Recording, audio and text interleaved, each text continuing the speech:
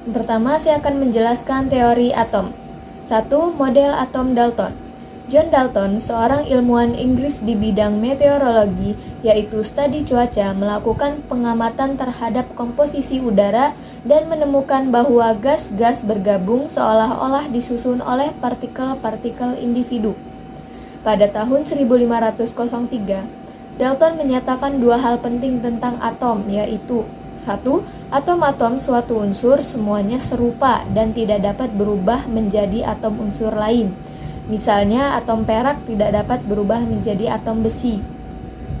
Kedua, dua atom atau lebih dari unsur-unsur berlainan dapat membentuk suatu molekul, misalnya atom hidrogen dan atom oksigen bersenyawa membentuk molekul air, H2O. 2. Model atom Thomson. A. Percobaan Thomson. Dalam percobaannya tahun 1897, Thomson menggunakan sebuah tabung lucutan gas yang memiliki dua buah elektrode pada kedua ujungnya. Thomson melakukan percobaan untuk mengukur perbandingan massa dan muatan E/m dari partikel negatif. Dalam percobaannya tersebut, Thomson mendapatkan bahwa nilai E/m tidak bergantung pada jenis logam katode dan jenis gas dalam tabung. Thomson menarik kesimpulan penting bahwa partikel sinar katode adalah unsur pokok dari semua materi atau zat. Sekarang partikel ini dikenal sebagai elektron.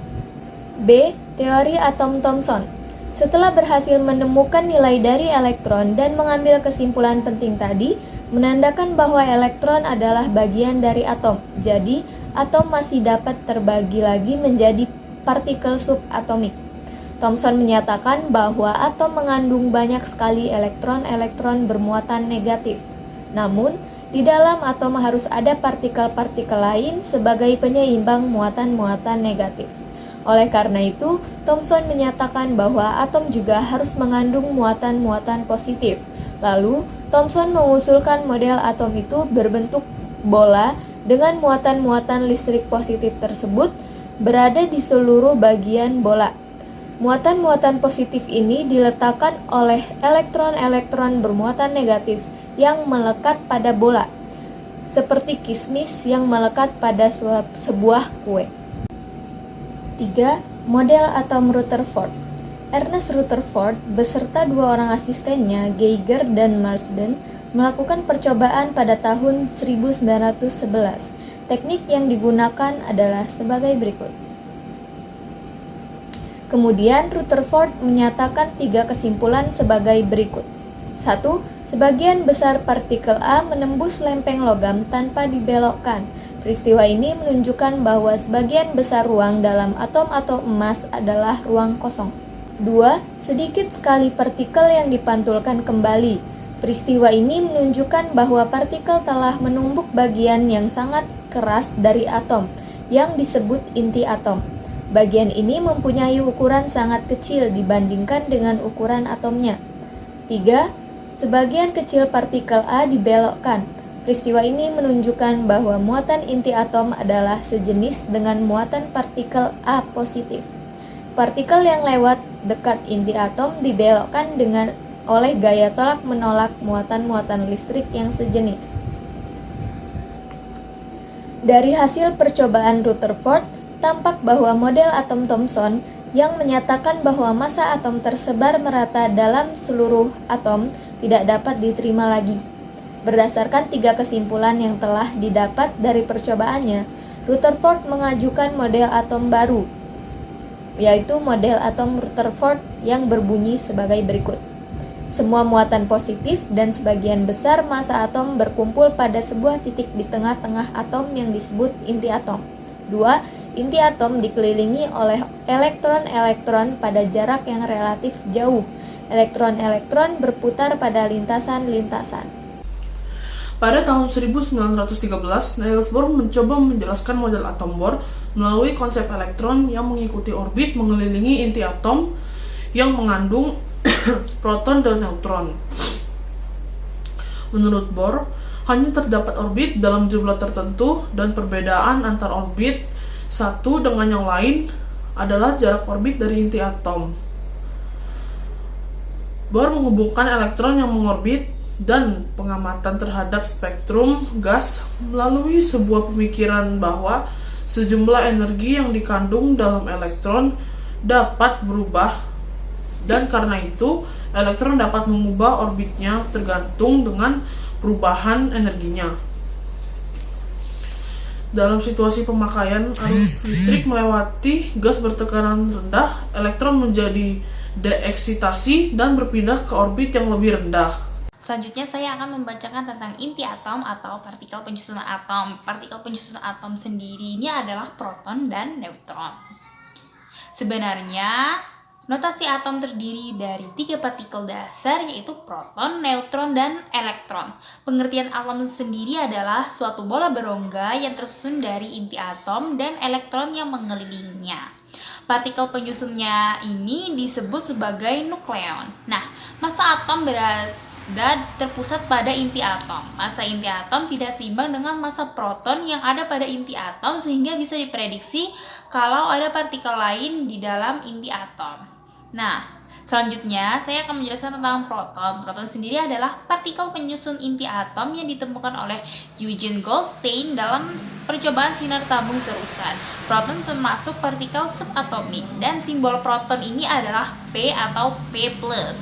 Jika massa elektronnya 0, artinya suatu partikel tidak mempunyai massa.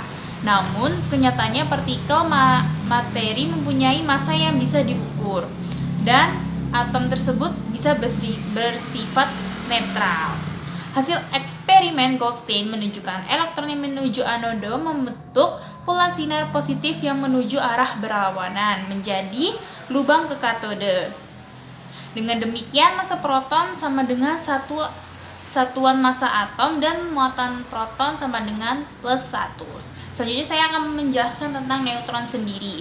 Nah, neutron sendiri adalah partikel subatom yang tidak bermuatan atau netral. Neutron tidak bermuatan karena sifat neutron dalam medan listrik maupun medan magnet tidak dibelokkan ke kutub positif maupun kutub negatif.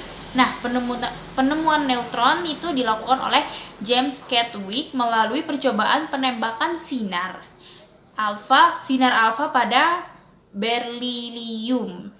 Adapun sifat-sifat neutron yang wajib kalian ketahui adalah sebagai berikut.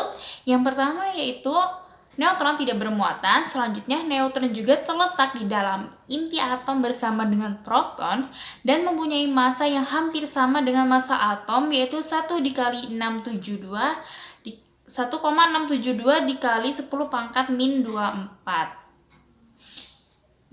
atau setara 1,0087. Saya di sini akan menjelaskan tentang stabilan inti dan defek massa. Untuk mengetahui inti atom stabil atau tidak dapat ditinjau dari perbandingan banyaknya neutron dengan tanda N dengan proton dengan tanda Z. Suatu atom dinyatakan stabil jika perbandingan neutron dengan proton lebih besar sama dengan 1. Dalam kestabilan inti ini ada inti ringan dan inti berat. Inti ringan dikatakan stabil jika nilai proton sama dengan neutron, dan inti ringan yang tak stabil yaitu dengan nilai proton tidak sama dengan N. Contoh dari kestabilan inti ringan yang stabil yaitu karbon dengan nomor atom 12 dan proton 6. Kita dapat cari neutronnya yaitu dengan dikurang 12 dikurang 6 sama dengan 6, dan N per Z-nya yaitu 6 dibagi 6 sama dengan 1. Nah, yang kedua, kestabilan inti ringan dikatakan tidak stabil yaitu nilai proton tidak sama dengan neutron. Bisa dilihat ada unsur litium yaitu dengan nomor atom 7 dan protonnya 3. Dapat dikurang 7 dikurang 3 sama dengan 4, dan nilai neutron per protonnya sama dengan 4 per 3 sama dengan 1,33. Lalu lanjut, inti berat. Inti berat dinyatakan stabil jika perbandingan neutron per proton 1 sampai 1,5. Contohnya yang stabil itu unsur Sn dengan proton 50 dan inti atom dan nilai atomnya 119.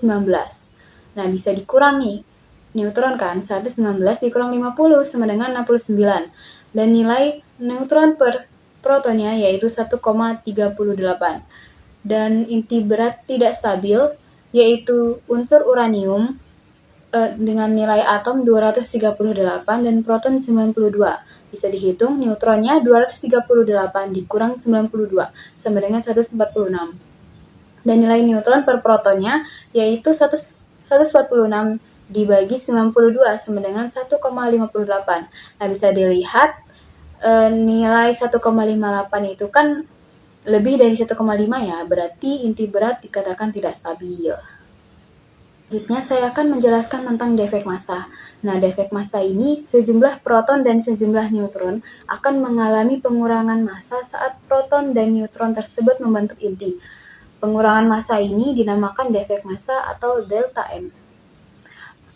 Ada perhitungan defek massa, yaitu delta M sama dengan A dikurang Z dikali Mn plus Z kali Mp dikurang Mi. Keterangannya yaitu A yaitu nomor massa ini jumlah proton dan neutron, dan Z nomor atom yaitu jumlah proton, Mn massa neutron, Mp massa proton, dan Mi yaitu massa inti.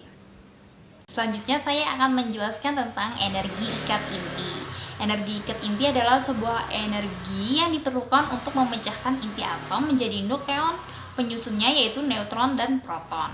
Hal ini terbukti dalam percobaan C.F. von Weizsäcker dengan tetesan air atau liquid drop pada tahun 1935. Nah, Weizsäcker ini menemukan bahwa sifat-sifat inti yang terkait dengan ukuran geometris, massa dan energi ikatnya mirip sebuah tetesan atau liquid drop. Adapun pula rumusnya, energi ikat adalah sebagai berikut seperti di gambar ini. Nah, massa inti atomnya juga selalu lebih kecil ya dari jumlah massa nukleon pembentuknya. Akibatnya akan ada energi ikat inti. Ini saya akan menjelaskan materi fisika tentang radioaktivitas. Yang pertama yaitu ada jenis sinar radioaktivitas, dan yang kedua yaitu ada peluruhan. Jenis sinar radioaktivitas itu ada 3, yaitu sinar alfa, sinar beta, dan sinar gamma. Sinar alfa memiliki daya tembus paling lemah karena partikel sinar alfa tergolong besar karena mengandung 2 proton dan 2 neutron, sehingga partikel alfa dianggap sebagai inti helium, sedangkan daya ionisasi partikel alfa paling besar. Sinar beta memiliki daya ionisasi yang lebih besar dari partikel gamma, namun lebih lemah dari partikel alfa, sedangkan daya tembus sinar gamma lebih kuat dibandingkan partikel alfa, namun lebih rendah dibandingkan sinar gamma. Ya, dan sinar gamma, yang terakhir sinar gamma yaitu memiliki daya tembus yang paling besar, namun daya ionisasinya paling lemah. Terus kita masuk ke peluruhan. Peluruhan itu ada 3 juga, yaitu peluruhan sinar alfa, peluruhan sinar beta, dan peluruhan sinar gamma. Peluruhan sinar alfa yaitu suatu inti yang tidak stabil dapat meluruh menjadi inti yang lebih ringan dengan memancarkan partikel alfa sendiri. Pada peluruhan alfa terdiri pembebasan energi. Energi yang dibebaskan akan menjadi energi kinetik partikel alfa dan inti anak. Inti anak memiliki energi ikat per nukleon yang lebih tinggi dibandingkan induknya. Jika inti memancarkan sinar alfa atau inti 2He4, maka inti tersebut kehilangan 2 proton, dan 2 neutron, sehingga Z berkurang 2, N berkurang 2, dan A berkurang 4. Contohnya bisa dilihat di sini. Dan yang kedua yaitu peluruhan sinar beta, yaitu neutron akan luruh menjadi proton, elektron, dan antineutrino. Antineutrino adalah partikel yang mempunyai energi, tetapi tidak memiliki massa. Peluruhan sinar beta bertujuan agar perbandingan antara proton dan neutron di dalam inti atom menjadi seimbang, sehingga inti atom tetap stabil. Jika inti radioaktif memancarkan sinar beta, maka nomor massa inti tetap atau jumlah nukleon tetap. Tetapi nomor atom berubah, terjadi 2 proses peluruhan, yaitu bisa dilihat di sini. Terus yang terakhir yaitu peluruhan sinar gamma. Suatu inti atom yang berada dalam keadaan tereksitasi dapat kembali ke keadaan dasar yang lebih stabil dengan memancarkan sinar gamma. Atom yang tereksitasi biasanya terjadi pada atom yang memancarkan sinar alfa maupun sinar beta. Karena pemancaran sinar gamma biasanya menyertai pemancaran sinar alfa dan sinar beta. Peluruhan gamma hanya mengurangi energi saja, tetapi tidak mengubah susunan inti. Persamaan peluruhan sinar gamma dapat dilihat di sini, dan peluruhan sinar gamma inti yang berada dalam keadaan eksitasi pada umumnya terjadi setelah peluruhan. Misalnya, bisa dilihat dari sini. Kemudian detektor radiasi.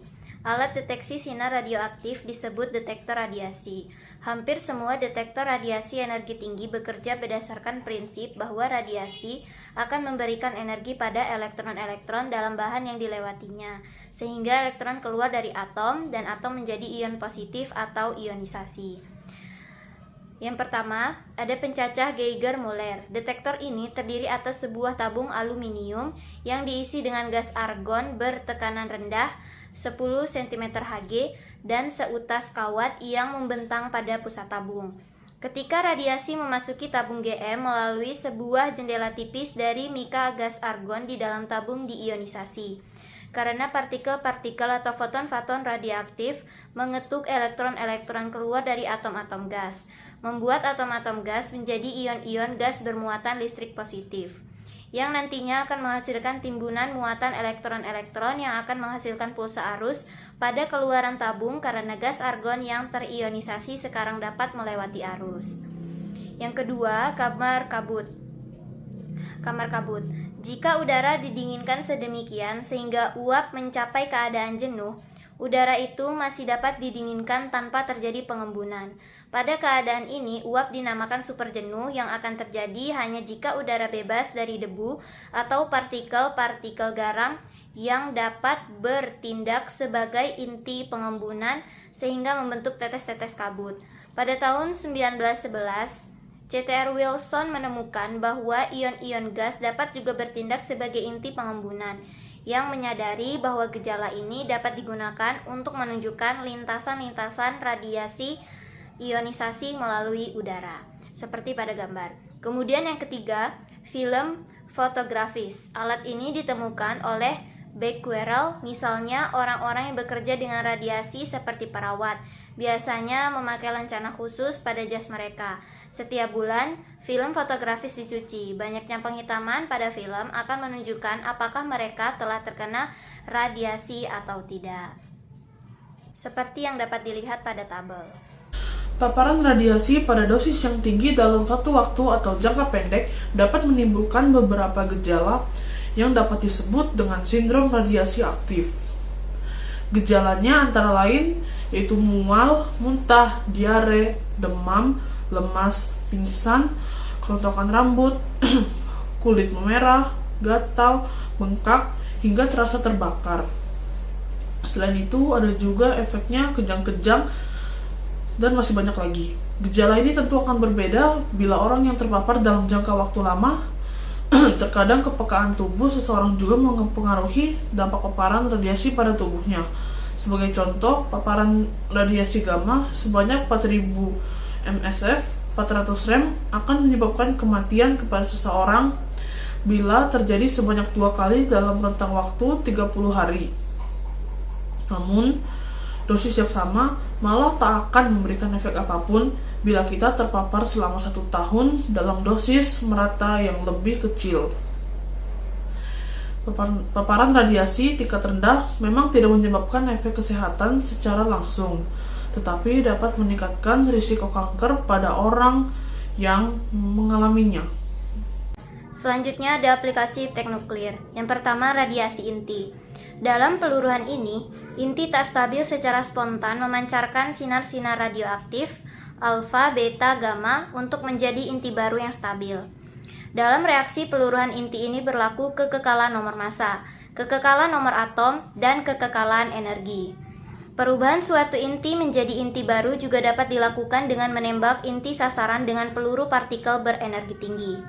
Tumbukan yang terjadi antara partikel berenergi tinggi dan inti akan mengubah struktur inti menjadi inti baru yang berbeda dengan inti semula atau inti sasaran. Reaksi seperti ini dinamakan reaksi inti atau nuclear reaction. dan perubahan yang terjadi dinamakan perubahan inti atau transmutasi inti. Yang pertama, ada perhitungan energi pada reaksi inti. Sesuai hukum kekekalan energi, energi sebelum reaksi sama dengan energi sesudah reaksi. Energi reaktan sama dengan energi produk ditambah energi reaksi. Kemudian energi reaksi sama dengan energi reaktan dikurang energi produk. Seperti yang terlihat pada gambar. Jika Q lebih dari 0, maka disebut dengan reaksi eksotermik. Jika Q kurang dari 0, disebut dengan reaksi endotermik. Kemudian yang kedua, pembuatan isotop radioaktif dengan reaksi inti. Dalam reaksi inti ini, suatu isotop stabil X atau tidak radioaktif ditembaki dengan partikel A sehingga menghasilkan isotop baru Y yang radioaktif. Partikel yang dihasilkan pada reaksi inti ini tidak dibutuhkan sehingga tidak diamati. Partikel yang paling sering digunakan untuk menembak inti sasaran adalah neutron. Ini karena neutron tidak bermuatan sehingga tidak ditolak oleh inti atom. Saya akan melanjutkan materi reaksi fisi atau bisa kita sebut dengan reaktor nuklir. Reaktor nuklir ini merupakan tempat terjadinya reaksi inti berantai terkendali baik pembelahan inti fisi maupun penggabungan inti fusi. Sampai saat ini yang telah beroperasi hanyalah reaktor atom fisi. Berdasarkan jenisnya, reaktor atom fisi dapat diklasifikasikan sebagai berikut. Yang pertama ada reaktor termal, yaitu neutron-neutron yang dihasilkan memiliki energi hampir sama dengan energi partikel-partikel gas pada suhu normal. Kebanyakan reaktor komersial ini adalah dari jenis yang sama. Hingga kini telah ada berbagai jenis dan ukuran dari reaktor termal, tetapi semuanya memiliki 5 komponen yang sama, yaitu elemen bahan bakar, moderator neutron, dan batang pengendali dan perisai radiasi. Berdasarkan fungsinya, reaktor diklasifikasikan menjadi reaktor penelitian dan reaktor daya. Reaktor penelitian yang diutamakan adalah pemanfaatan neutron hasil pembelahan untuk berbagai penelitian dan radiasi serta produksi radioisotop. Panas yang ditimbulkan telah dirancang sekecil mungkin sehingga panas tersebut dapat dibuang ke lingkungan pengambilan. Pengambilan panas pada reaktor penelitian dilakukan dengan sistem pendingin yang terdiri atas sistem pendingin primer dan sistem pendingin sekunder. Nah, selanjutnya ada reaksi fusi. Dua inti ringan dapat bergabung membentuk sebuah inti yang lebih berat. Energi ikat inti berat lebih besar daripada jumlah energi ikat kedua inti ringan pembentukannya, sehingga dalam reaksi penggabungan dua inti ini, massa inti baru lebih kecil daripada jumlah massa kedua inti ringan pembentukannya, sehingga menyisakan defek massa. Defek massa ini muncul sebagai energi fusi. Reaksi inti seperti ini disebut reaksi penggabungan inti atau reaksi fusi. Rantai proton-proton yang terjadi di bagian dalam matahari dan bintang-bintang proses fusi yang terjadi di bagian dalam matahari melalui beberapa tahapan dengan hasil akhir 4 buah proton H+ yang bergabung membentuk helium. Nah, reaktor fusi nuklir dapat dikendalikan dalam reaktor nuklir dan ada dua syarat untuk mengendalikan fusi adalah sebagai berikut. Syarat terjadinya reaksi fusi yaitu adalah temperatur yang tinggi dan tekanan yang tinggi. Radioisotop adalah sebuah isotop tidak stabil atau radioaktif dari sebuah unsur yang dapat berubah menjadi unsur lain dengan memberikan radiasi. Jadi, isotop yang memancarkan radiasi dapat mengubah unsur menjadi radioisotop dan bentuknya berbeda-beda. Ada yang berupa padatan atau cairan. Lalu apa itu isotop? Ketika dua atom memiliki jumlah proton yang sama namun masanya berbeda, itulah yang dapat disebut isotop. Proton adalah muatan positif dalam atom dan tidak bisa keluar atau berpindah-pindah dari satu atom ke atom lainnya. Produksi radioisotop ini dapat dilakukan manusia dengan cara menembak isotop stabil dengan neutron di dalam badan atau target.